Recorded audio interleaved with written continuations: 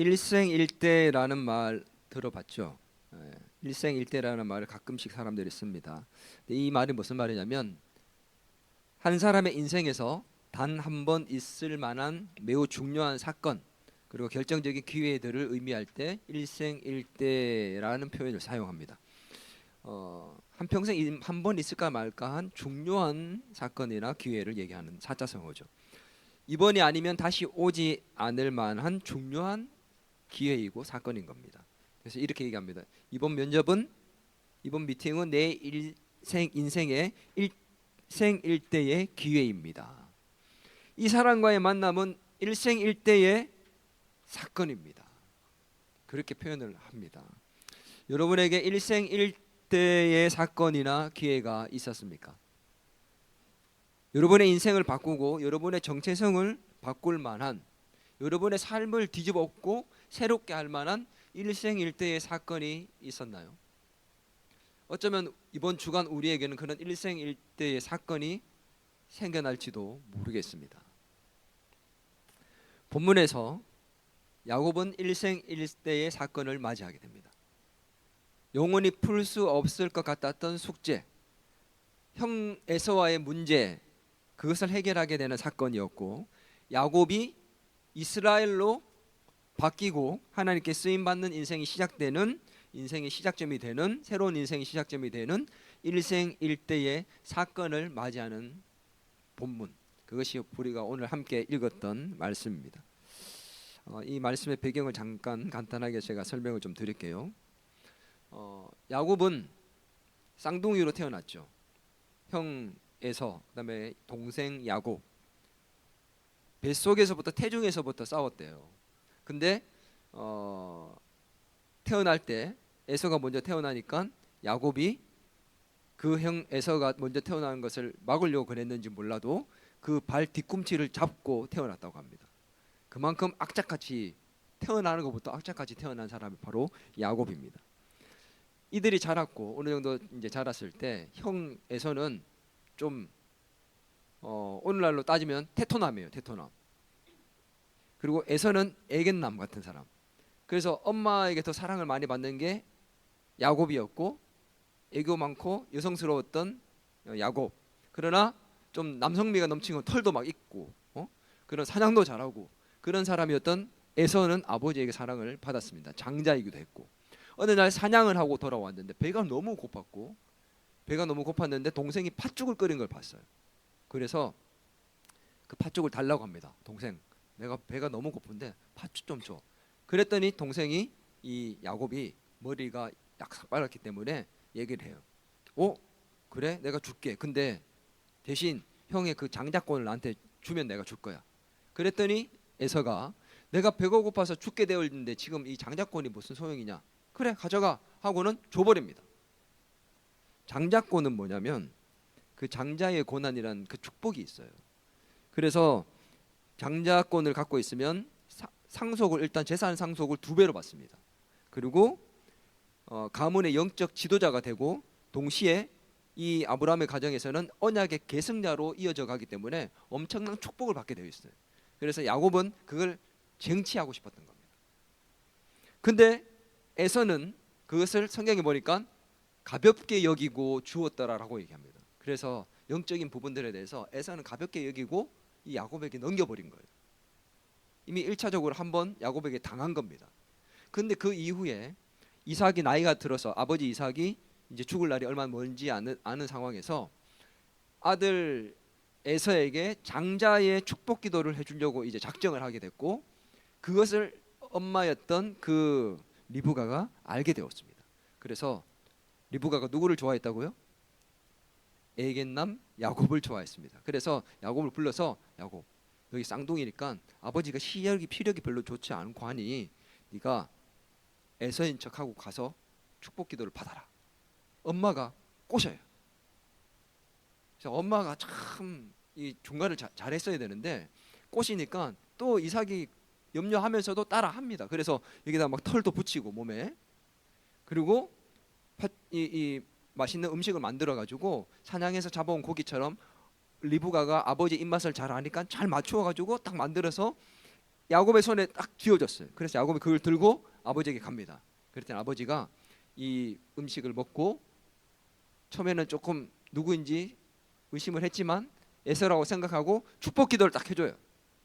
이 축복 기도를 다 해주고 난 다음에 에서가 왔는데 축복 기도를 받으려 했더니 뭔 소리냐, 내가 축복 기도 해줬지 않느냐. 그랬더니 제가 언제 받았어요? 라고 얘기했더니 이미 동생이 받았다는 것을 이제 알게 된 겁니다. 에서가 이제 뚜껑이 열려버렸어요. 그리고 자기가 너무 화가 나서 얘기를 합니다. 아버지 돌아가시면 얘 죽여버리겠다 라고 얘기를 합니다. 너무 화가 나요. 장자꽃도 빼앗겼는데다가 실질적으로 축복기도까지 같이 받아버렸고 아버지께 다른 축복기도라도 해달라 했더니 해줄 게 없다. 야곱한테 다 해줘버렸다. 한 번으로 그냥 돌릴 수가 없나 봐요. 되돌릴 수 없는 상황이 돼버렸습니다. 뚜껑이 열리겠어요? 안 열리겠어요? 어머니가 이 얘기를 듣고 자기 아들을 잃을까 싶어서 야곱을 자기 오라버니의 집, 라반이라는 오라버니의 집, 야곱에게는 외삼촌 집으로 피신시킵니다. 잠깐 형의 분노가 풀릴 때까지만 있다가 오라고 했는데 이 피신간 거기에서 외삼촌의 집에서, 라반의 집에서 몇 년을 있었을까요? 20년의 세월을 보냅니다. 그 20년의 세월은 보내고 싶어서가 아니라 삼촌 라반이 속였기 때문에, 속이고 또 속이다 보니 그 속임수를 당해서 거기에서 20년의 세월을 보내게 됩니다. 야곱은 속이는 전문 은사와 재능을 갖고 있었습니다. 근데 그렇게 잘 속였던, 사기꾼 기질을 가지고 있었던 이 약삭 빨랐던 야곱이 자기보다 더 잘 속이는 라반의 그 외삼촌에게 당해서 20년의 세월을 보내게 됩니다. 축복 기도를 받고 장자꽃도 빼앗고 축복된 인생을 누리고 싶었는데 20년의 세월을 돌고 돌아서 오랜 세월이 걸려서 이제 고국으로 다시 고향으로 돌아오게 되었습니다. 20년의 세월을 보내고 고향으로 오는데 그것도 그냥 온 게 아니라 왜 오게 됐냐면 20년 세월 동안에 야곱이 누굽니까? 속기도 했지만 억울하게 당하고 있을 사람이 아니죠. 나 야곱이야 이런 사람이에요. 그래서 야곱이 그 삼촌 라반을 또 속이기 시작하면서 재산을 하나님께서 또 은혜 가운데 허락해 주셔서 많은 재산을 모으게 됐고 자녀들도 11명이나 낳게 됐습니다. 그래서 아내가 4명, 그 다음에 자식들이 11명, 가축도 너무 많은 재산들을 가졌고 그 가운데 그렇게 살다 보니 이 라반과 이 재산 문제 때문에 관계가 굉장히 안 좋아졌어요. 깨졌습니다. 그때 하나님께서 나타나셔서 말씀하셨습니다. 31장 3절입니다. 같이 읽습니다. 여호와께서 야곱에게 이르시되 내 조상의 땅 내 족속에게로 돌아가라. 내가 너와 함께 있으리라 하신지라. 하나님께서 야곱에게 이제는 내 조상 고향으로 돌아가라. 조상의 땅 고향으로 가라 이렇게 말씀하셨고 내가 너와 함께 하겠다고 약속해 주셨습니다. 그래서 야곱이 이제는 갈 때가 됐구나라고 생각하고 자기 가족들과 모든 재산을 모아서 떠난 겁니다. 그런데 그 야곱이 고향으로 돌아가는 길에 그 돌아가는 과정 속에 일어났던 사건, 그것이 바로 오늘 우리가 함께 읽은 본문인데 이 돌아가는 그 과정에서 일어난 사건이 야곱의 인생을 뒤집어 놓는 소위 일생일대의 사건이었습니다. 야곱은 그날 밤 자기 인생이 전환되는, 완전히 뒤집어지는 새로운 인생이 되고 하나님께 쓰임받는 일생일대의 사건을 경험하게 됩니다. 이 사건이 뭘까요? 야곱의 인생을 뒤집어 놓은 일생일대의 사건. 오늘 말씀 가운데 여러분의 인생에도 저의 인생에도 이런 일생일대의 사건들이 나타날 수 있게 되기를 주의 이름으로 진심으로 축원합니다. 한번 따라할까요? 야곱의 정체성을 새롭게 하신 사건. 네. 첫 번째 어떤 사건이었냐면 야곱의 정체성을 새롭게 하신 사건이었습니다.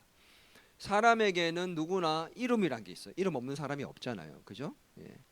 근데 그 이름은 아버지가 짓든 아니면 할아버지가 짓든 지을 때 그렇게 살아라는 의미에서 이름을 짓지 않습니까? 그냥 부르는 호칭이 필요하니까 지은 게 아니에요. 그 이름에 걸맞는 삶을 살 수 있도록 지어주는 겁니다. 그래서 그 이름은 단순한 호칭이 아니라 그 사람의 정체성을 나타내는 것과 같습니다. 성경 속의 인물들은 더 그랬죠. 아브라함이란 뜻은 열국의 아버지라는 정체성을 갖고 있었고, 사라라는 뜻은 열국의 어머니라는 뜻이었습니다. 베드로는 어떤 뜻이었죠? 반석. 그런 반석 같은 믿음을 뜻하는 뜻을 갖고 있고 그의 정체성이었습니다.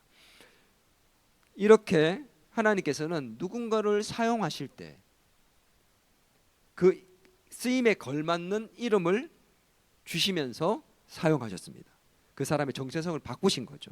그래서 아브라함이 원래는 이름이 뭐였냐면 아브람이었어요. 아브람에서 아브라함으로 바꾸시고, 사레도 사레에서 사라로 이름을 바꾸셨습니다. 베드로도 어떻게 해요? 시몬에서 갈대라는 그 뜻에서 베드로, 반석이라는, 흔들리는 사람에서 반석이라는 흔들리지 않는 사람으로 살라고 그렇게 이름을 바꾸셨습니다. 그들의 정체성을 뒤집어 놓으신 거죠. 오늘 야곱도 원래 그 뜻이 뭐냐면 발꿈치를 잡는 자. 발꿈치를 왜 잡았어요? 악착같이 내가 쟁취하겠다, 성공하겠다, 축복받는 인생을 살겠다, 이런 마음으로 잡은 거 아니겠습니까?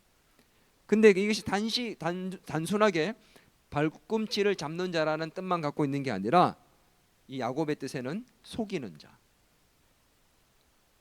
사기꾼의 의미가 담겨져 있다는 거죠. 그래서 야곱은 형을 속였고 아버지를 속였습니다. 그리고 외삼촌도 속였습니다. 평생 속였습니다. 그리고 자기도 외삼촌에게 속임을 당했습니다. 속고 속이는 인생을 살아왔던, 한평생 삶을 살았던 게 바로 야곱이었죠. 그 이름값 하면서 산 겁니다. 그런 야곱의 이름을 바꾸는 사건, 바뀌는 사건, 야곱의 정체성이 바뀌는 사건이 바로 그날 야복강 강가에서 일어났던 사건이었습니다. 어떤 일들이 있었느냐? 20년의 세월이 지난 후 고향으로 돌아가고 있었잖아요. 근데 문제가 생겼습니다. 이제 야곱이 형 에서에게 사자를 보내서 제가 이제 고향으로 돌아갑니다라는 소식을 알립니다. 왜 알리냐면 형이 어떻게 나오는지를 보고 싶었기 때문에 그런 것 같아요. 근데 형이 이제 어떤 소식이 전해왔냐면, 사자가 갔다고 오면서 전하는 소식이 뭐였냐면 형 에서가 400명을 이끌고 지금 달려오고 있습니다 라는 소식을 듣습니다. 왜 400명을 이끌고 올까요?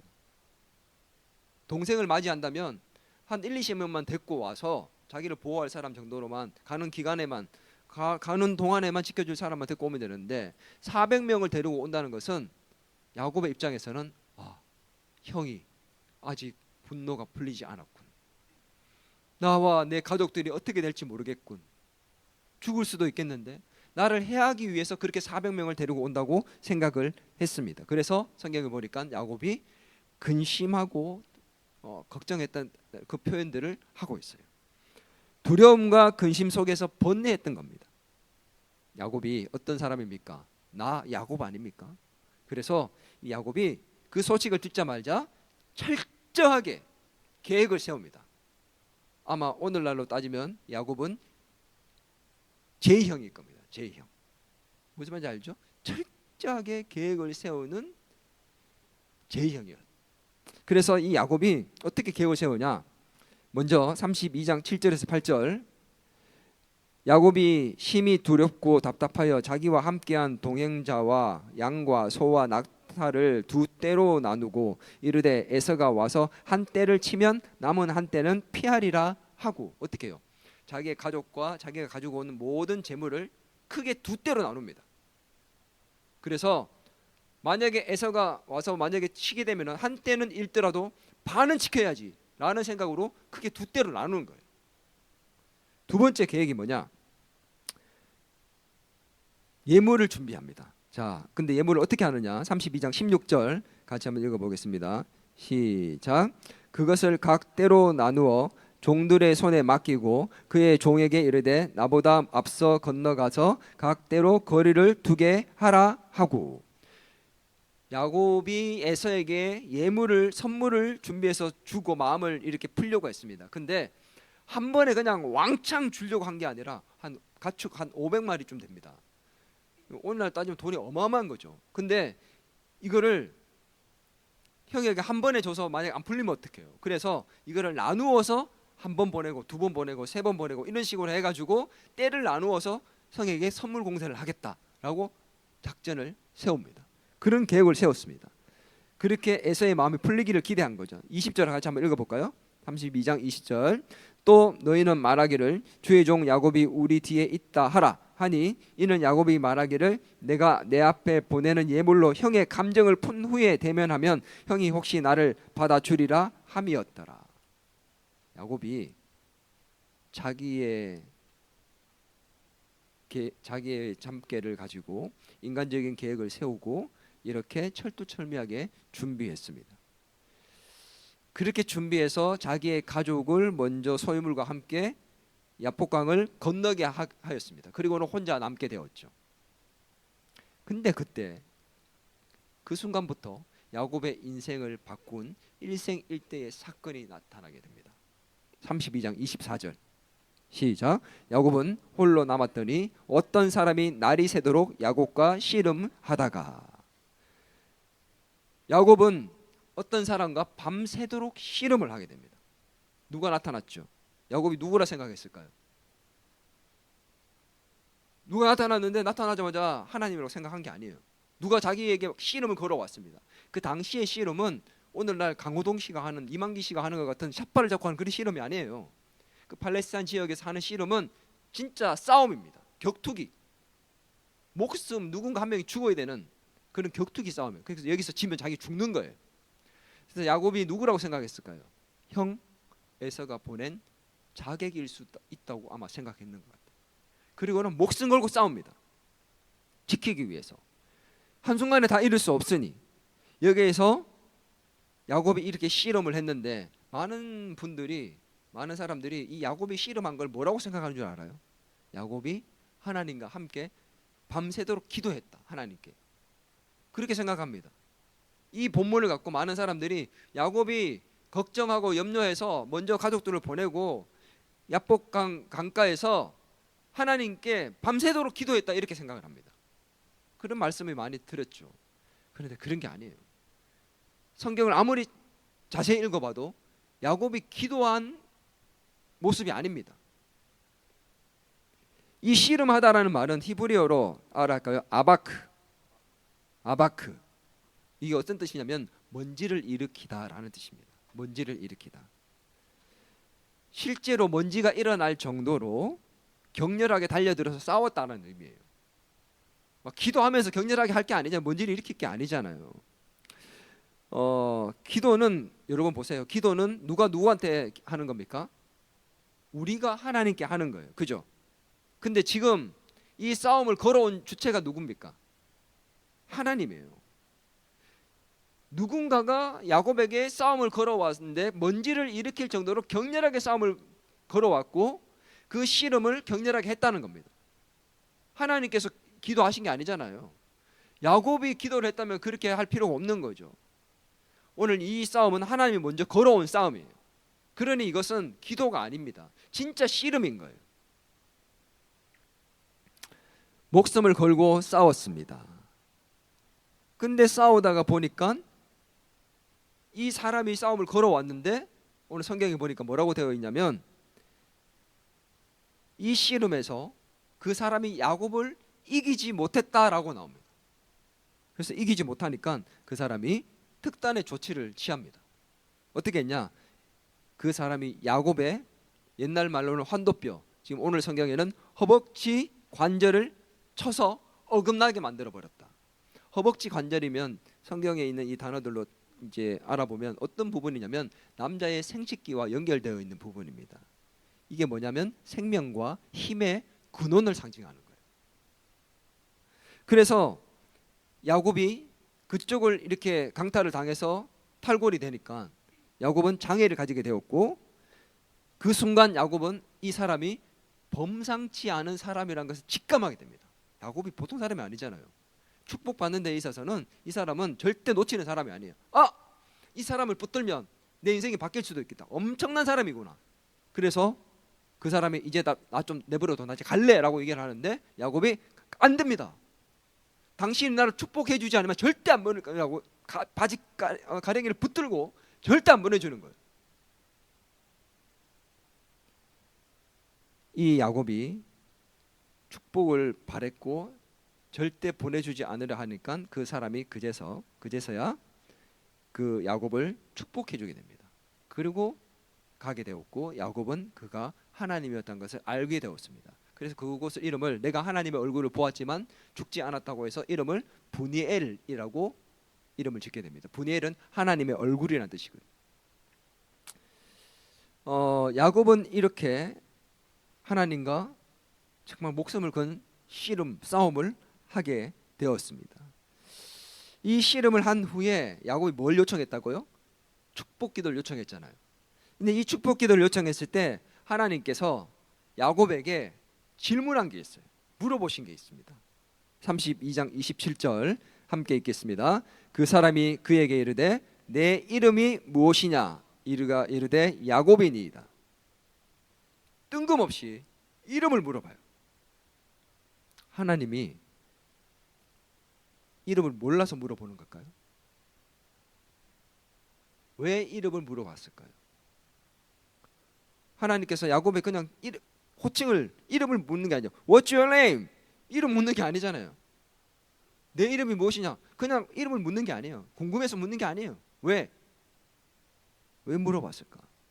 이것은 야곱의 이름이 아닌 그 야곱의 이름에 담긴 정체성이 무엇인지를 묻고 있는 겁니다. 야곱아, 네 이름의 뜻이 무엇이냐?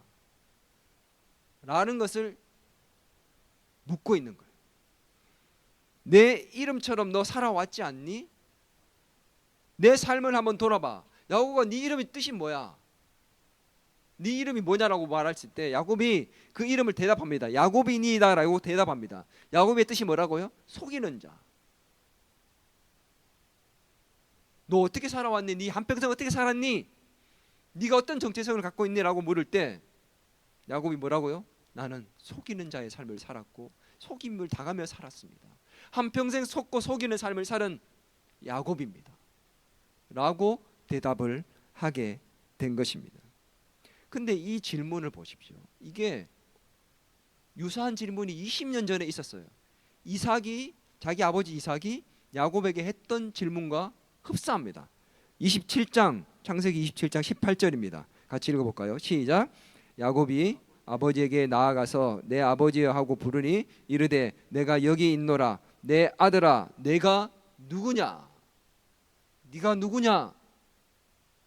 이삭이 축복 기도를 하기 전에 에서가 맞는지 확인하기 위해서 네가 누구냐 묻습니다. 그때 야곱은 야곱인이다라고 대답 안 했어요. 에서입니다라고 대답했습니다. 아버지를 속이고 축복 기도를 받았죠. 오늘 이 하나님께서 그렇게 물으실 때 어쩌면 야곱의 마음에는 그때가 떠올랐을지 모릅니다. 아버지 이삭이 자기에게 네가 누구냐고 물을 때 내가 그때 야곱이라고 대답했으면 이런 20년의 세월 동안 이렇게 힘든 삶을 살진 않았을 건데, 돌진 않았을 건데. 그런데 오늘 하나님께서 물으신 거예요. 내 이름이 무엇이냐? 야곱은 대답합니다. 야곱입니다. 저는 속이는 자, 제 이름처럼 한평생 그렇게 살았습니다. 하나님께서 우리의 인생의 일대의 사건을 주시기 전에 우리를 달아보시죠. 근데 달아보시기 전에 하나님께서 우리를 새롭게 하시고 새로운 삶을 출발시키실 때는 먼저 뭘 하신 줄 아세요? 먼저 하나님께서 우리 자신을 돌아보게 만드십니다. 나의 살아온 모습을 돌아보게 하시고 나의 진정한 내면의 모습과 대면하게 만드십니다. 너의 진짜 모습은 이런 모습이야. 너는 이렇게 약삭빠르게 야근 삶을 살았어. 장기 피우며 인간의 계획과 방법과 수단으로 살아왔던 게 네 모습이야. 한번 돌아봐. 너의 이름이 뭐냐? 너는 누구냐? 너는 어떻게 살았냐라고 묻고 있는 것이 바로 오늘 야곱에게 던진 질문이었고, 저와 여러분에게 하나님께서 지금 묻고 있습니다. 너의 이름이 뭐냐? 너의 삶에서 너희가 살아왔던 너의 삶의 이름이 뭐냐? 너는 어떻게 살았냐라고 지금 내면의 모습과 대면시키고 있는 것입니다. 오늘 저와 여러분은 우리 자신의 진실한 모습 앞에 대면할 수 있어야 됩니다. 내가 어떤 삶의 모습으로 살아왔는가? 진짜 하나님 앞에 신실한 믿음의 사람으로 살아왔는지, 아니면 수많은 순간 야곱처럼 속고 속이며 그렇게 약삭빠르게 장깨를 피우고 인간의 방법과 수단과 계획을 갖고 그것을 더 의지하고 내 힘과 의지를 갖고 살아왔는지, 우리는 자신의 모습 앞에 진실하게 대면해야 할 것입니다. 그리고 두 번째는 야곱의 의지와 그 고집, 그 인간적인 방법과 수단으로 살아왔던 모든 것들을 내려놓게 만드신 하나님이었습니다. 야곱은 속이는 자, 사기꾼과 같은 삶을 살았는데, 오늘 이 본문의 사건에서 우리가 주목해 볼 부분이 있습니다. 32장 25절입니다. 같이 한번 읽어보겠습니다. 자기가 야곱을 이기지 못함을 보고 그가 야곱의 허벅지 관절을 치매 야곱의 허벅지 관절이 그 사람과 씨름할 때에 어긋났더라. 자, 보니까 야곱과 그분이 싸웠는데 누가 이겼어요? 야곱이 이겼대요. 지금 야곱이 싸운 대상이 누굽니까? 하나님과 싸웠는데 야곱이 이겼대요. 여러분, 사람이 하나님을 이길 수 있습니까? 이게 말이 안 되는 얘기예요. 근데 우리는 야곱 대단하다 이렇게만 생각하는 거죠. 예겐남도 이길 수 있는데 이런 생각을 갖고 있는 거예요. 그게 아니에요. 이 야곱이 지금 하나님과 겨루었는데 이겼다고 하지만, 여러분, 하나님이 줘주신 걸까요? 그러면 도대체 이건 뭘까요? 그래서 사람들은 그렇게 얘기합니다. 어떻게 사람이 하나님을 이길 수 있냐? 이것은 그래서 영적으로 해석해서 하나님께 야곱이 기도해서 기도 응답을 받은 것이다 라고 얘기를 합니다. 이건 너무 저는 무리수 있는 해석이라고 생각해요. 제가 얘기했잖아요. 이거는 기도의 본문이 아니에요. 하나님과 겨루어 싸우는 이 싸움은 진짜 씨름한 거예요.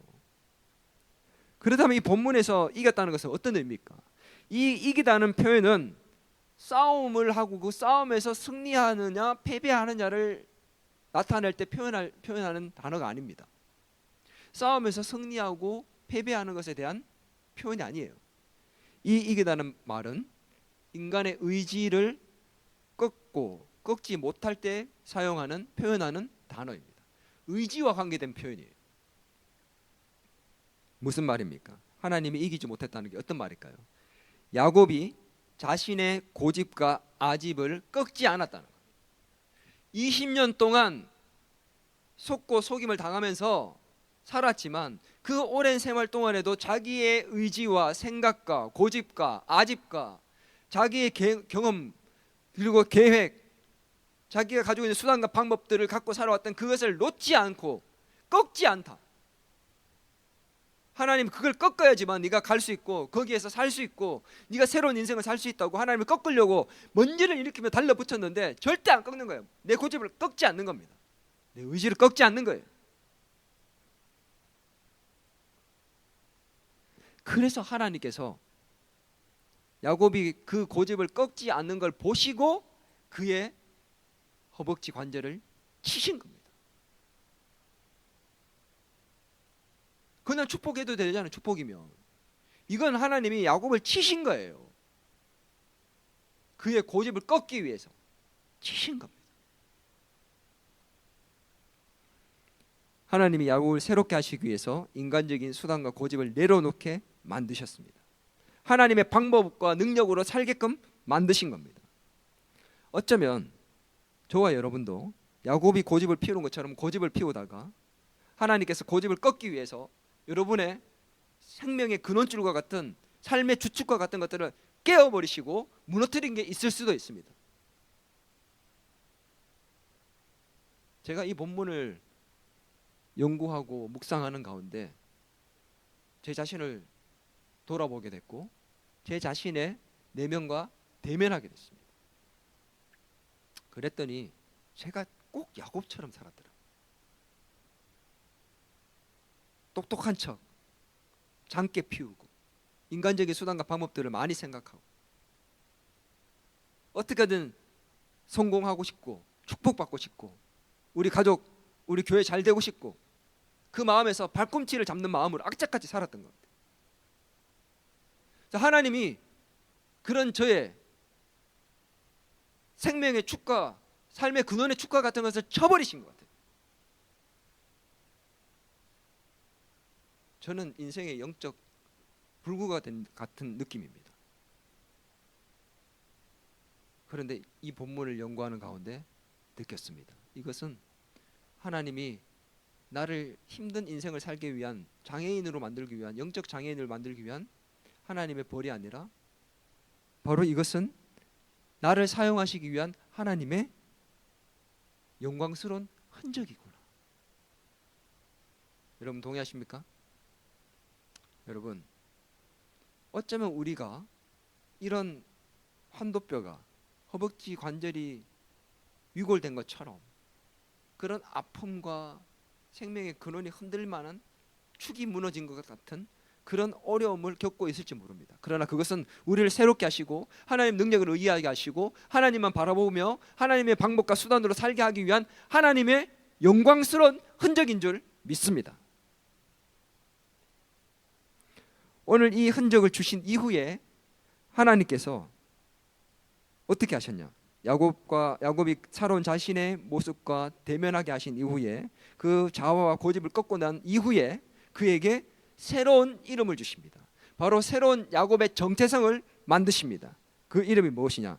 창세기 32장 28절 그가 이르되 내 이름을 다시는 야곱이라 부를 것이 아니요 이스라엘이라 부를 것이니 이는 내가 하나님과 및 사람들과 겨루어 이겼음이니라. 야곱을 이스라엘로 바꾸셨습니다. 이스라엘의 뜻이 뭐냐? 하나님과 겨루어 이긴 자라는 뜻입니다. 이스라엘 백성이라고 하는 지금 이스라엘 땅이 있잖아요. 이스라엘 백성이라고 하는 것은 그 야곱의 후손들이 만들어진 이스라엘로 바뀌면서 이름이 바뀌면서 그 후손들이 지금 포진되어 있기 때문에 이스라엘이라고 합니다. 그만큼 중요한 역사적인 순간 이 야곱의 이날 밤은 일생일대의 전환점이 야곱을 새롭게 하시고 하나님이 사용하시는 엄청난 밤이었거든요. 야곱을 이스라엘로 만드시고 그 정체성을 새롭게 하셨습니다. 그런데 이스라엘의 뜻이 뭐라고요? 하나님을 이긴 자. 여러분 한번 질문해 볼게요. 하나님을 이긴 자라는 뜻으로 새롭게 받았습니까? 좋아요, 안 좋아요? 좋은 거예요, 나쁜 거예요? 하나님을 이긴 자라는 뜻으로 내가 이스라엘의 이름을 받았습니다. 좋은 거예요, 나쁜 거예요? 어떻게 생각하면 기도 응답을 장치할 수 있는 그런 하나님의 능력의 사람 이렇게 이때까지 생각해 왔을 거니까. 근데 생각해 보세요. 하나님을 이긴 것이 좋을 것이에요? 우리가 하나님을 굴복시키는 게 좋은 겁니까? 내 뜻과 의지를 굴복시켜야 되는데 하나님을 굴복시킨다는 건 좋은 게 아니에요. 이 이스라엘이라는 이름을 들으면 겸손해져야 합니다. 내가 이렇게 고집과 아집으로 하나님을 굴복시키려 했던 사람이지. 겸손하게 하나님께 무릎 꿇으라고 준 이름이에요. 하나님을 더 의지하라고 준 이름입니다. 이스라엘의 뜻은 하나님을 이긴 자라고 해석하기보다 저는 이렇게 해석하고 싶어요. 하나님을 이겨먹은 자. 하나님을 이겨먹은 자. 이 뜻은 하나님을 굴복시켰다라는 뜻이기보다 내가 하나님을 굴복시키려 했지만 이제는 하나님께 굴복당했다라는 뜻으로 이스라엘의 뜻은 그 의미가 하나님의 통치하신다라는 하나님이 통치하신다는 뜻으로 보는 게 훨씬 더 정확한 의미입니다. 이스라엘은 그저 하나님과의 싸움에서 겨루어서 이겼다라고 표현할 뜻이 아니라 내가 하나님을 굴복시키려 했지만 결국은 내가 하나님께 굴복당했고 내가 하나님의 통치를 받는 삶을 살겠다라는 그런 의미가 내포되어 있는 것이 바로 이스라엘의 뜻인 것입니다. 이스라엘의 이름을 들을 때마다 우리는 더 겸손하게 자신의 의지와 계획을 내려놓고 하나님의 뜻으로 다스림으로 살겠습니다 라고 다짐할 수 있는 것, 그것이 바로 이스라엘이라는 이름의 뜻입니다. 여러분, 우리는 인간적인 수단과 방법을 내려놓고 우리의 자아와 고집도 내려놓고 내 힘과 능력이 아닌 하나님의 방법과 수단과 그 힘과 능력으로 살 수 있는 자가 되어야 될 줄 믿습니다. 오늘 이 시간 저와 여러분의 삶의 이름이 정체성이 새롭게 되기를 주의 이름으로 축원합니다. 야곱에서 이스라엘로 바뀔 수 있기를 주의 이름으로 축원합니다. 내 고집과 내 방법과 수단으로 살던 사기꾼 같은 속이는 삶을 속고 속이는 삶을 살던 자에서 하나님의 능력과 통치하심으로 다스림으로 사는, 하나님 앞에 굴복하는 인생이 되어서 사는 그런 전환점이 되기를 주의 이름으로 축원합니다. 첫 번째 사건은 뭐였다고요? 그의 정체성이 바뀌는 사건이었습니다. 두 번째 사건이 뭐냐면 바로 야곱의 인생에 풀리지 않는 숙제, 그 숙제를 풀어준 사건이었습니다. 그게 뭐였습니까? 바로 에서와의 관계 문제를 해결하고 회복시키는 사건이었습니다. 하나님께서 이 사건 이후에 야곱과 에서의 그 관계를 회복시키셨습니다. 에서의 마음을 풀기 위해서 야곱이 어떻게 했죠? 수많은 계획을 세웠잖아요. 두려움과 염려로 가득했던 야곱이 이번에는 이제 하나님께서 어떻게 했냐면, 처음에는 자기의 내면과 대면하게 만들었잖아요. 이번에는 자기 인생의 문제와 대면하게 만드십니다. 그게 뭐예요? 바로 야곱과 에서가 대면하는 겁니다. 인생의 문제를 하나님은 절대 우리가 피해가지 않게 하십니다. 그 문제 앞에 대면하게 하시거든요. 그래서 400명이 야곱이 형을 만나러 갈 때 에서가 400명을 끌고 왔고 거기에 대면을 해야 됐고 너무도 두려워서 여러 가지 계획들을 세웠습니다. 근데 놀라운 일이 일어납니다. 33장 4절입니다. 함께 읽겠습니다. 시작. 에서가 달려와서 그를 맞이하여 안고 목을 어금 맞추고 그와 입 맞추고 서로 우니라. 에서가 와서 그 두려움 앞에 대면을 했는데 어떻게 해요? 자기를 해야 할 줄 알았던 그 에서 형이 자기를 안고 반기며 함께 울었다는 거예요. 야곱이 해결했습니까? 하나님이 해결했습니까? 하나님이 해결했어요. 이 야곱을 맞이하러 나오는 에서가 400명을 데리고 출발할 때는 화해를 하기 위해서 출발한 게 아닙니다. 누가 400명을 데리고 화해하러 가요? 근데 언제 어떤 일들 때문에 에서가 마음이 바뀌고 이 야곱을 용서했는지는 알 수는 없지만 중간에 마음이 바뀝니다. 그리고 야곱을 만나서 용서한 모습으로 끌어안고 울게 된 거예요.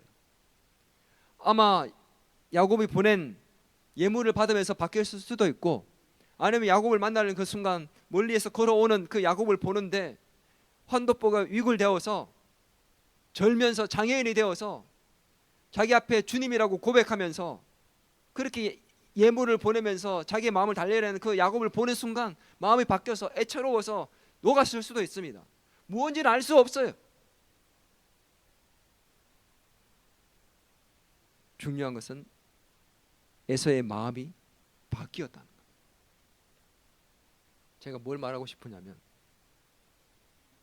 야곱은 두려워했습니다. 에서를 만나기 직전까지도. 야곱은 몰랐습니다.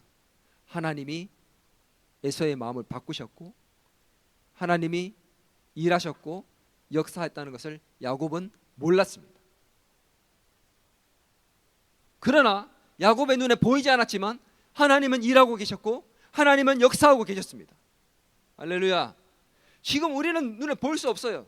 우리 앞으로 어떤 일들이 펼쳐질지, 어떤 일들이 준비되어 있는지, 하나님이 어떻게 일을 하셨는지, 우리의 삶에 일생일대의 사건이 어떻게 펼쳐질지, 내가 염려하고 걱정하고 있는 그 일들이 앞으로 어떻게 결말되어질지 우리는 모릅니다. 그래서 염려하고 걱정하고 두려워하고 계획을 세웁니다. 인간적인 수단과 방법을 쓰려 합니다. 그러나 여러분 기억하십시오. 하나님은 이미 일하고 계십니다. 하나님 이미 역사하고 계신 줄 믿습니다. 보이지 않지만 야곱의 에서의 마음을 만지신 것처럼 우리의 관계가 무너진 사람의 마음을 만지고 계시고 내 인생의 문제를 주님 하나님께서 지금 보이지 않지만 해결하고 있는 줄 믿습니다. 보이지 않는 곳에서 일하시는 하나님, 인생의 문제, 야곱의 그 문제를 해결하신 것처럼 저와 여러분의 인생의 문제를 지금도 해결하고 계신 줄 믿습니다. 오늘 야곱 강에서의 하룻밤은 야곱의 인생을 바꾼 일생일대의 사건이었습니다. 하나님이 야곱의 정체성을 바꾸셨고 자아를 깨뜨리셨으며 인생의 문제를 해결하셨습니다. 그의 인생을 완전히 새롭게 만드신 겁니다. 하나님께 쓰임받는 인생으로 거듭난 것입니다.